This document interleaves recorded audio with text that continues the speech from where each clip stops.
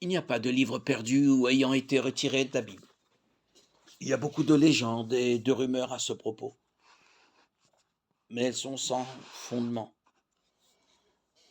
Tous les livres que Dieu a inspirés et destinés à faire partie de la Bible y ont été intégrés. Il y a eu des centaines de livres religieux écrits à la même époque que les livres de la Bible, dont certains, par exemple un Maccabée, contiennent des récits historiques fiables d'événements réels et dont d'autres, par exemple le livre de la sagesse de Salomon, contiennent de bons enseignements spirituels. Mais ces livres ne sont pas inspirés de Dieu.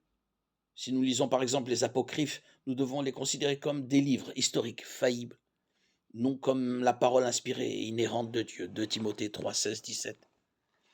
L'exemple de l'évangile de Thomas est un faux évangile écrit au IIIe siècle ou IVe siècle après Jésus-Christ, qui se présente à tort comme l'œuvre de l'apôtre Thomas.